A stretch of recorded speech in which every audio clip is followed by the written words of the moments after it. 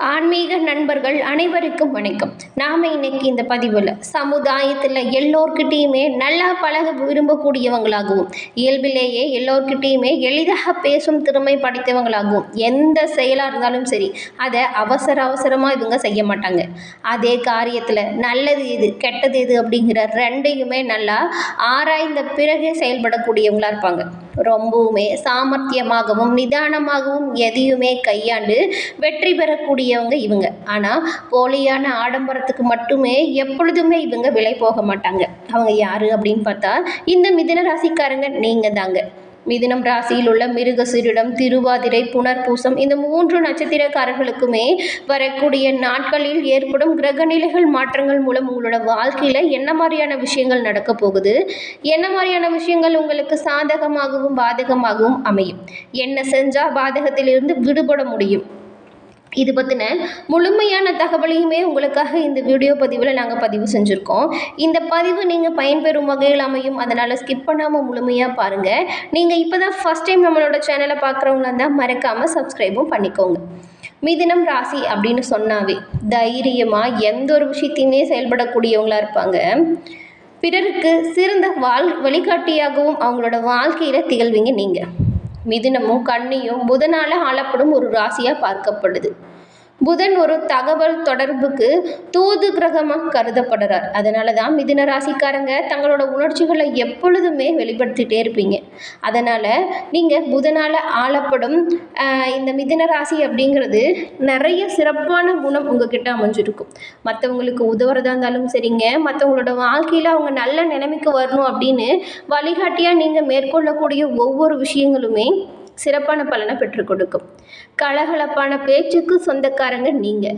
கள்ள கபடமற்றாமல் பேச்சு, நட்பு வட்டாரம் இது எல்லாமே உங்களுக்கு ரொம்பவும் விரிந்திருக்கும் அப்படின்னு சொல்லலாம். உங்களை நெருங்கி பழகிறவங்களால மட்டும்தான் நீங்கள் யார் எப்படிப்பட்டவங்க அப்படிங்கிற ஒரு விஷயத்தையே புரிஞ்சு கொள்ள முடியும். ஏழை பணக்காரன் அப்படிங்கிற ஒரு பேதமே உங்ககிட்ட கிடையாது. அதே போல் மூட நம்பிக்கையால் நீங்கள் வீழவும் மாட்டீங்க.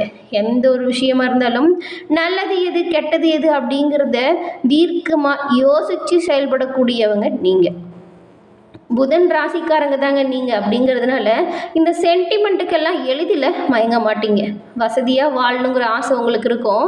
அதே சமயம் நாம் சொல்கிறது சரியா, நம்ம செய்கிற விஷயங்கள் சரியா அப்படின்னு சிந்தனையோடு தான் எந்த ஒரு செயலையுமே நீங்கள் செயல்படுவீங்க. யாருக்கிட்டேயுமே அடிபணிகிறது உங்களுக்கு பிடிக்காது.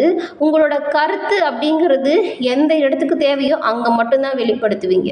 மற்றவங்களோட கருத்தையுமே நீங்கள் அவ்வளவு சீக்கிரம் ஏற்றுக்க மாட்டீங்க. எந்த விஷயம் சரியாக இருக்கோ அது யார் சொன்னாலும் ஏற்றுக்குவீங்க. மற்றவங்க சொல்கிறாங்க அப்படிங்கிறதுக்காகலாம் எந்த ஒரு விஷயத்தையுமே நீங்கள் செய்ய மாட்டீங்க. உங்களுக்கு ஆதரவாக இருக்கிறவங்க கிட்ட மட்டும்தான் உங்களோட நட்பு அதிகமாக இருக்கும். நல்லா கவனிச்சு பாருங்கள். ஏன்னா உங்களோட ராசியின் இயல்பே அதுதாங்க. இந்த வாரத்தை பொறுத்த வரைக்கும் நீங்கள் என்ன மாதிரியான விஷயத்தில் கவனமாக இருக்கணும் அப்படின்னு பார்த்தா, இந்த மாதம் முழுக்கவே 8ஆம் இடத்துல உங்களுக்கு சூரிய பகவான் இருக்கிறதுனால எந்த ஒரு விஷயமா இருந்தாலும் சரிங்க, முன் யோசனை இல்லாமல் செஞ்சுட்டிங்கன்னா கடும் சிரமத்திற்கு ஆளாக நேரிடும். அப்படிங்கிறதுனால கவனமாக செயல்படணும். காதில் கேட்குறது எல்லாமே வெளியில் சொல்லி பிரச்சனைகளை வர வச்சுக்காதீங்க. வெளியில் சாப்பிடும்போதும் சரி கொஞ்சம் மிகுந்த கவன எச்சரிக்கையோடு இருக்கிறது நல்லது. சரியில்லாத உணவால் சில ஆரோக்கிய பிரச்சனைகள் வரக்கூடுங்கிறதுனால உணவு விஷயத்தில் நீங்கள் கொஞ்சம் கட்டுப்பாடாக தான் இருக்கணும். மேலும் இந்த மாதத்தின் கிரக நிலைகள் எப்படி அமைஞ்சிருக்கு, இந்த மாதத்தின் கிரக நிலைகளாக ஏற்படும் சாதகம் என்ன பாதகம் என்ன அப்படிங்கிறத தொடர்ந்து பார்க்கலாம். அதற்கு முன்னாடி நீங்கள் இந்த மாதத்தில் ஏற்படும் பிரச்சனைகளில் இருந்து விடுபட்டு வரணும் அப்படின்னு நினச்சிங்கன்னா அதற்கு பரிகாரம் ஒன்று இருக்குது. அது என்னென்னா, வெள்ளிக்கிழமை தோறும் உங்களோட வீட்டிற்கு அருகில் இருக்கும் அம்மன் கோவில் சென்று வழிபட்டு வாங்க. ஒரு நெய் தீபம் ஏற்றி அம்மனை முழு மனதால் பிரார்த்தனை செஞ்சுட்டு வாங்க. கட்டாயம் உங்களோட வாழ்க்கையில் நன்மை உண்டாகும். மேலும் உங்களுக்கு உங்களோட செயல்களில் ஏற்படும் தடையும் தாமதையும் உடைத்தெறியும் ஒரு புதுமையான ஆற்றல் பிறப்பதற்குமே அம்மன் உறுதுணையாக இருப்பாங்க. மேலும் உங்களுக்கு அம்மன் பிடிக்கும் என்றாலும் இந்த வீடியோ பதிவின் கமெண்ட்டை அம்மனுக்கு போற்றி என 3 முறை பதிவிடவும் செய்யுங்க. அம்மனின் அருளால் உங்களோட வாழ்க்கை வளமானதாக மாற நாங்கள் வாழ்த்துக்களையும் தெரிவிச்சுக்கிறோம். அது மட்டும் இல்லாமல் ஜோதிட ரீதியாக எங்களுக்கு நிறைய சந்தேகம் இருக்குது. அதை நான் சரியான இடத்துல தெளிவாக புரிஞ்சுக்கணும், அந்த ஜாதகத்தில் இருக்கும் கிரக நிலைகளால் என்ன மாதிரியான பிரச்சனை ஏன் எங்களை தொடருது அப்படிங்கிற முழுமையான விளக்கத்தையுமே பெறணும் அப்படின்னு நீங்கள் நினச்சிங்கன்னா அதற்காக எந்த இடத்துக்கு போகிறது, அட்ரஸ் தெரியல, பஸ் ஏறணும், ட்ரெயின் ஏறணும், ஒரே அலைச்சலாக இருக்கும் அப்படின்னு நீங்கள் சொல்கிறது புரியுதுங்க. அவ்வளவு அலைச்சலே இல்லைங்க. நான் ஒரு நம்பர் சொல்கிறத நோட் பண்ணி வச்சுக்கோங்க. 90 43 63 75 12. இந்த நம்பரை டிஸ்கிரிப்ஷன்லையுமே கொடுக்குறோம். இந்த நம்பருக்கு நீங்கள் ஃபோன் பண்ணி உங்களோட ஜாதகத்தில் இருக்கும் அந்த டீட்டெயிலை மட்டும் சொல்லுங்கள். உங்களோட வாழ்க்கையில் ஏன் இந்த பிரச்சனை வந்துச்சு, அந்த பிரச்சனைக்கான தீர்வு என்ன அப்படிங்கிற முழு தகவலையுமே அவங்க உங்களுக்கு சொல்லிடுவாங்க. அது மட்டும் இல்லாமல் நிறைய பேர் ஃபோன் மூலியமாகவே இவங்கக்கிட்ட சந்தேகத்தை கேட்டு அவங்களோட வாழ்க்கையில் நல்ல நிலைமைக்கு வந்ததாக சொல்லியிருக்காங்க. அதனால தான் இந்த நம்பருமே நாங்கள் உங்களுக்கு பயன்பெறும் அப்படிங்கிற வகையில் கொடுத்துருக்கோம். சரி, வாங்க தொடர்ந்து நம்ம இந்த மாதத்தின் பலன்கள் எப்படி அமைய போகுது அப்படிங்கிறத பார்க்கலாம். அறிவும் திறமையும் பளிச்சிடும் ஒரு மாதம் தான் இந்த மாதம். ஏன் அப்படின்னு பார்த்தா உங்களோட ராசியில் வக்ர செவ்வாய் ராசி அதிபதி புதனோட பார்வையில் சஞ்சாரம் செய்ய இருக்கிறார். அதனால் உங்களுக்கு இந்த மாதம் சாதிக்கும் எண்ணம் அப்படிங்கிறது மேலோங்கி காணப்படும். தீர்க்க முடியாத பல பிரச்சனைகளையுமே நீங்கள் தீர்க்கமாக முடிவு செஞ்சு ஒரு முடிவிற்கு கொண்டு வந்துடுவீங்க. கடந்த காலத்தில் ஏற்பட்டிருந்த நெருக்கடிகள் குறைந்து குடும்பத்தில் மகிழ்ச்சியும் பூரிப்பும் அதிகமாகும். தீட்டிய திட்டங்களில் வெற்றி பெறக்கூடிய வாய்ப்பை நீங்கள் உங்களோட நண்பர்களாலும் உங்களோட குடும்ப உறுப்பினர்களாலும் பெறுவீங்க. அடமான பொருட்களை மீட்க தேவையான பணம் கிடைக்கும். உயர் அதிகாரியின் ஆதரவால் பணியில் நிலவிய மன அழுத்தம் குறையும். நவீனகரமான பொருட்களோட சேர்க்கை இந்த மாதம் உங்களோட இல்லத்தில் ஏற்படும். பெண்களுக்கு புகுந்த வீட்டாரின் பாராட்டும் அன்பும் கிடைக்கும். உயர் கல்வியில் மேன்மை உண்டாகும். கல்லூரி அரியர்ஸை கூட நீங்கள் இந்த முறை கிளியர் பண்ணுவதற்கான வாய்ப்பு அமையும். குல தெய்வாரம் நிறைந்து காணப்படும். திருமண முயற்சியில் நல்ல வரன் அமையும். தம்பதிகளுக்கு இடையே நிலவிய மனக்கசப்புகள் சீராருக்கும்.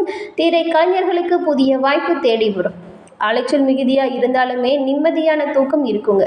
நடராஜரை நீங்கள் வழிபட்டு வருவதால் அருளும் பெருளும் பெற்று ஒரு சிறப்பான பலனை நீங்கள் பெறக்கூடிய வாய்ப்பை இந்த வாரம் பெறுவீங்க.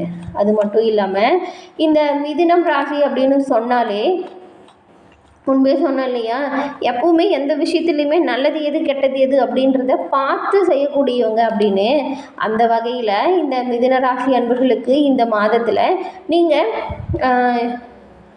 எப்படி சொல்லலாம்னா ஒரு எந்த செயலாக இருந்தாலுமே இன்னுமுமே கவனமாக செயல்படணுங்க.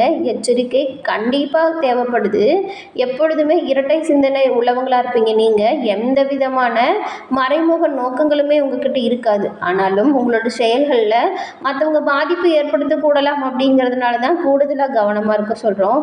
உங்களுக்கு சமுதாயத்தில் எல்லோருக்கிட்டையுமே நல்லா பேசி பழகிறது ரொம்பவும் பிடிச்ச விஷயமா இருக்கும். இயல்பாகவே உங்ககிட்ட எளிதில் பேசும் திறமை அதிகமாக இருக்கும். இந்த எந்த செயல் செஞ்சாலுமே அதை அவசரமாக நீங்கள் செய்ய மாட்டீங்க.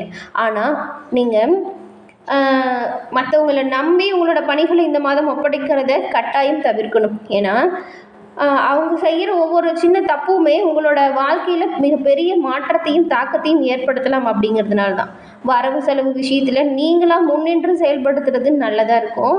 மூன்றாம் நபரின் தலையிட்டு எந்த ஒரு விஷயத்திலையும் அனுமதிக்காதீங்க. அதுவும் குடும்ப விஷயம் அப்படிங்கிற பட்சத்தில் கட்டாயம் நீங்கள் மூன்றாம் நபரின் ஆலோசனையை ஏற்கிறது ரொம்பவும் தப்பாக இருக்கும். ஏன்னா சின்ன பிரச்சனையாக இருந்தால் கூட அதை அவங்க வேறு ஏதாவது சொல்லி ஒரு பெரிய பிரச்சனையாக்கிட்டு போயிடுவாங்க. அதனால தான் உங்களுக்கு பூர்வ புண்ணிய அதிபதி சுக்கிர பகவானும் பாக்கிய அதிபதி சனி பகவானும் பாக்கியஸ்தானத்தில் இணையும் இந்த கிரக அமைப்பு உங்களுக்கு ஒரு 30 வருடம் கழித்து தாங்க ஏற்படும். ஆனால் இப்போது ஏற்பட்டிருக்கிற சூழ்நிலையில் உங்களுக்கு வாழ்க்கையில் நீங்கள் நினச்ச விஷயத்தையும் உங்களோட கடமைகளையுமே திட்டமிட்டு செயல்படுத்துனீங்கன்னா நன்மையாக உங்களுக்கு உங்களோட வாழ்க்கையில் சாதகமாக பல பலனையுமே நீங்கள் பெறக்கூடிய வாய்ப்பை பெறுவீங்க.